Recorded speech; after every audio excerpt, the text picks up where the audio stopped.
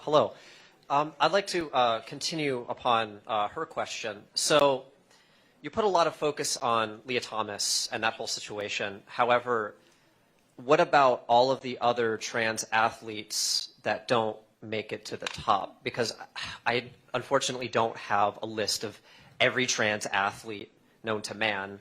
I didn't fully prepare, but what about all of the, because Leah Thomas is one case out of many. So what about the other trans athletes that have transitioned and do participate in sports but don't make it to the top and are middle of the pack? Well, they're still beating other women, aren't they? They're taking somebody's spot, right? Well, no, but they are women.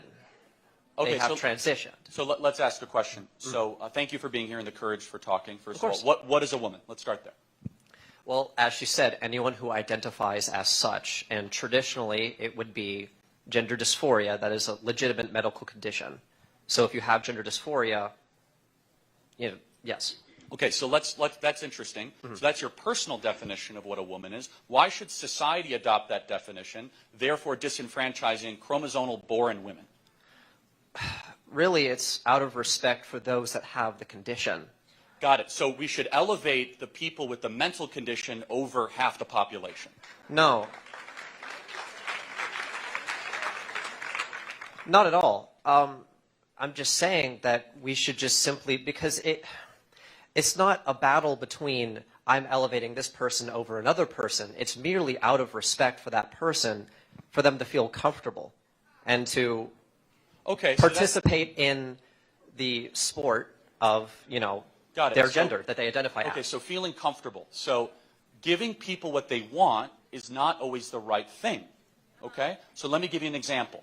We do not give liposuction to people with anorexia. People with anorexia would want liposuction. It would kill them. We know better than that. So just giving people what they want is not always the right thing. So you say to make people comfortable. We could probably agree. I don't want people to be uncomfortable. But then you have the choice to make. What if all of a sudden you're making half the population uncomfortable and the sport itself is all of a sudden being destroyed and standards as we know it are completely destroyed? So let me ask you a question.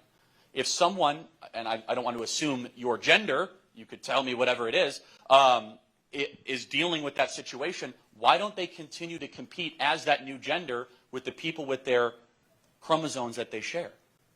Because they don't identify as such. And I actually, I'm really glad you brought up the example with I'm sorry, could I steer the conversation back towards what you said about comfort? But let me ask you another question. So how people identify matters a lot to you, right? Yes, correct? Of course. Okay, so should we allow adults who identify as toddlers compete in preschool soccer? No.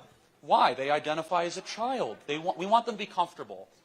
No, because that's not a legitimate mental. It absolutely is. No. That's a real thing. Having people think that they're in a different body is a real thing. People think that they're dogs. People think that they're cats. And some people think they're children still. They never grow out of it. It's a legitimate mental condition.